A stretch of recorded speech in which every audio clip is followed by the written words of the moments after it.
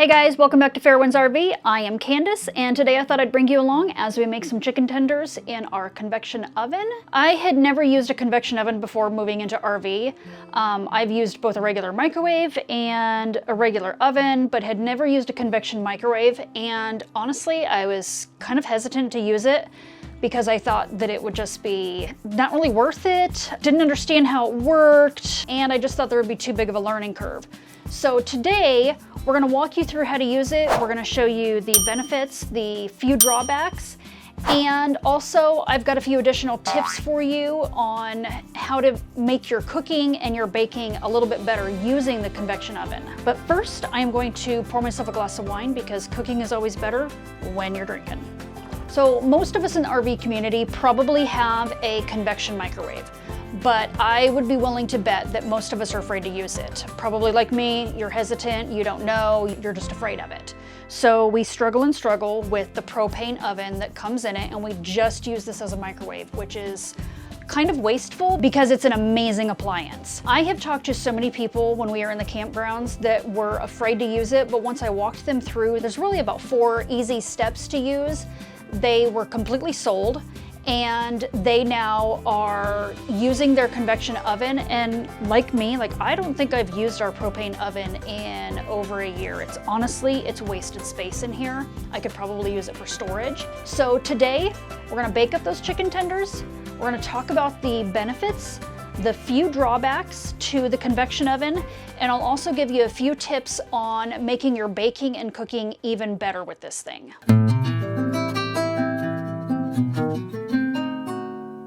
All right, so before we get this baby fired up, we're gonna talk about the benefits. So a regular RV propane oven typically just has one heating element, and it is located underneath the rack that you put your food on. That heating element runs down the length, front to back, of that rack. So your food gets really well cooked down that length and more so on the bottom, but the top ends up being kind of undercooked, and it's just kind of a pain in the butt. A lot of people either use ceramic tiles or like a baking stone. They put that under their dish or under the rack somehow to kind of help disperse the heat a little bit better, but it's just kind of a pain in the butt. And with ours, and I've talked to a lot of people, these things are really hard to light.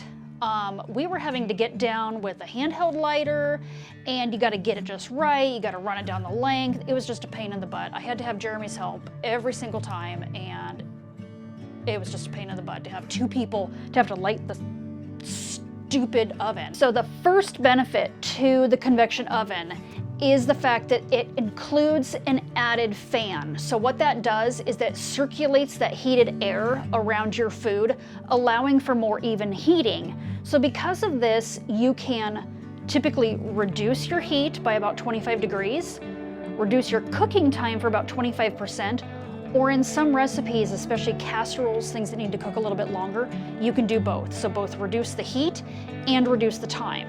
All right, so another benefit to using the convection setting is that you can use both foil and metal bakeware. As you know, in RVs, weight is your enemy, so you're always trying to reduce weight, and metal bakeware is just lighter weight than a lot of your glassware. So being able to get rid of all your glassware and use your metal stuff helps you save on weight. So one safety tip, however, the foil and the metal bakeware can only be used with the convection setting, not the microwave or the combination setting. So unless you want to see really pretty fireworks inside your microwave,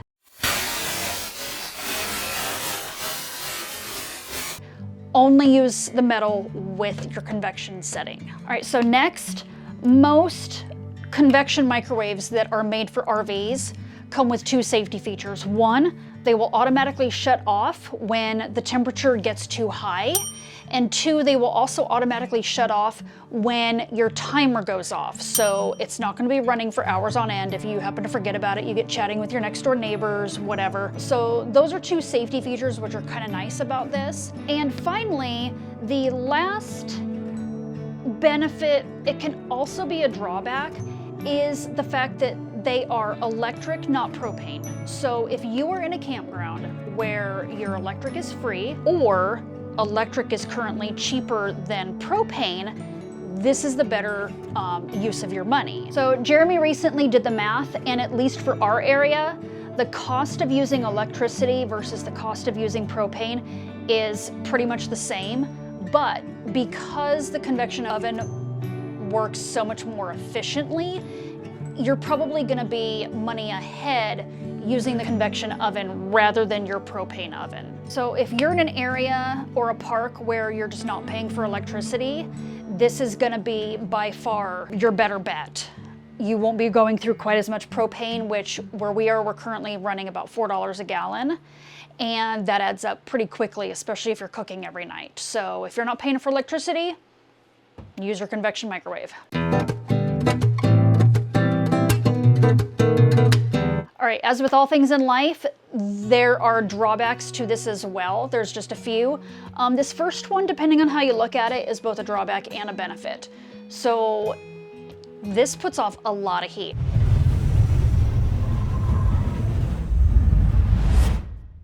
It's like furnace level or space heater level. We try not to really use this in the summer. We try to do more cooking outside, but I do think it puts off a little bit more heat than the propane oven. So in the summer, it's probably not good if you're trying to maximize your AC efficiency, but in the winter, it's a definite benefit because typically what I do, one, it's putting off heat while it's cooking, but then when it's done cooking, I just leave the door open and let that heat escape into the room. And that kind of, in my mind anyway, helps to reduce the furnace load slash the fireplace that we've got typically running. So summer, you're gonna heat up the inside of your rig. But winter, it's definitely something that you should take advantage of. All right, so the first real drawback is that it uses electricity and not propane. So if you do a lot of boondocking, you're not really gonna wanna use this because you're trying to conserve as much energy in your batteries or power station as possible. So you're probably gonna wanna go with your propane oven, your Pit Boss, your Blackstone. So as a boondocker, you're just really not gonna wanna use this. And finally, it's not really as good as a regular oven for baking things that require both a bottom and a top heating element. So you kind of have to play with it. But I have noticed that I have tried to bake brownies and cornbread in here, and I've noticed that the very center in the bottom tends to be undercooked. So I'm gonna have to play with that. I'm not sure if I need to play with the time, the temperature, both. If you have a tip for that, go ahead and drop it in the comments, share it with the RV community, let us all know, because like I said, I'm still playing with it. I haven't figured out the trick yet, but pizza, chicken tenders, things like that, they're just fine. But anything that's like a baked good in a big pan, that middle just kind of isn't working for me.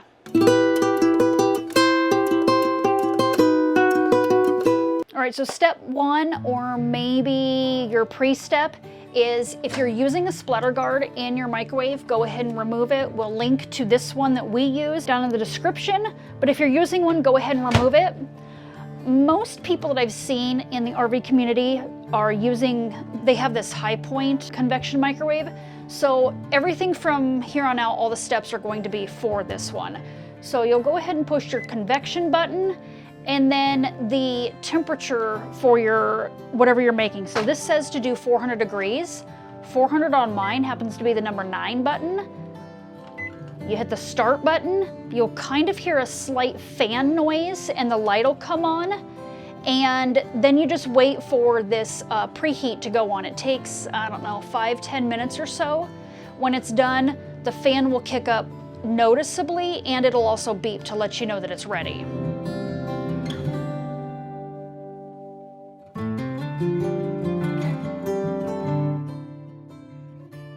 So once your preheat cycle is over, you'll notice that one, this will start flashing and your fan will kick up noticeably. You'll get that kind of beep beep to let you know that it's done. Open up your door, put in whichever rack you're gonna use, and I'll go ahead and talk about those in a minute. So put your rack in, put your food in, and you're gonna go ahead and set the timer. And then you'll hit the start button and it'll start going.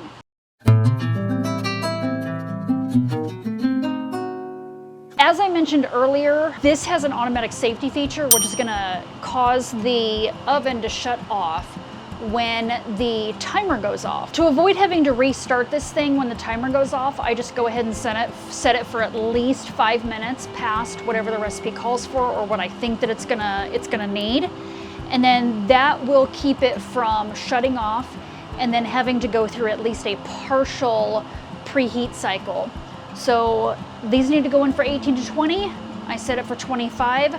I'll go ahead and flip them at 10, let them cook till 20 and check it, and we should be good. So we're gonna get ready to check and make sure that our chicken is done, but I wanted to show you this meat thermometer that I recently bought. Ours died. I don't know how long we had it. God, we've been married almost 28 years. I'd like to say we probably had it for at least 15. So it recently died. I bought this one, but it's magnetic. So it will sit on your microwave, your refrigerator. It turns on when you pull out the probe. When you're not using it, the probe just kind of folds up. It's out of the way. You're not going to poke yourself. So we're going to go ahead and use this. We're at about 135. So I'm going to go ahead and pop these in for a few more minutes and let it finish its cook cycle. And hopefully we'll be up to that 160. There we go. All right, so our timer just went off and our fan kicked off. And we're gonna go ahead and pull this out. All right, so we are good to go. As you've noticed, the fan will kick off, the microwave, the convection oven will shut down. So typically in the winter, I will just leave the door open to let that residual heat just fill the rig and help out the furnace and the fireplace if we're using them. Now that the fan has kicked off, I'm gonna go ahead and talk about the difference between the two racks. So this rack is if you have a larger dish, so say like a 9x13. Most dishes, if you're using something like this that can turn freely, or like an 8x8 to 9x9, you're gonna use the round turntable rack because the glass turntable will cause it to spin, which will allow a more even heating of your dish. If you're making something that requires a 9x13 or something that's not gonna spin freely, you're gonna go ahead and use this rack, and it fits right here in these brackets here on the side of your microwave. All right, so the one complaint that I have is the turntable rack. When you put the dish in, it seems to get it too close to that top heating element. And I don't really like that. So I did a little research and I found some, essentially they're cooling racks on Amazon, which will probably reduce that by about half. So I was gonna try those and see if that would bring me low enough that I'm not gonna kind of get that kind of scorched on top. I don't know. I just don't like how high these sit when they're up there. So I was gonna try the cooling racks and see if that would be a benefit. Again, if you have found a better solution or a better product, go ahead and pop it in the comments so we can share it with the RV community and let everyone else know. All right, so that was kind of tip number one, using the right rack in there and possibly even getting shorter racks. Tip number two has to do with air circulation. So you're gonna wanna use the shortest side dish as possible. So things like if I'm making brownies, I'm gonna use this, which only has about, I don't know, 1.5 inch sides. Whereas if I'm making bread that needs to rise, I'm gonna use this, which has kind of a more of a 2.5 inch side. So pick your pans according to what you're making. If it's not gonna rise very much, really just try to use the shortest sided pan possible. We're gonna go ahead and try one of these. I'm gonna go ahead and try this little section right here, just see what it tastes like. All right, so those are definitely done. They're nice and crispy, so it kind of almost has like a oven/air fryer effect. So again, if you've liked this video, go ahead and hit those like and subscribe buttons. And once again, happy camping and stay safe out there.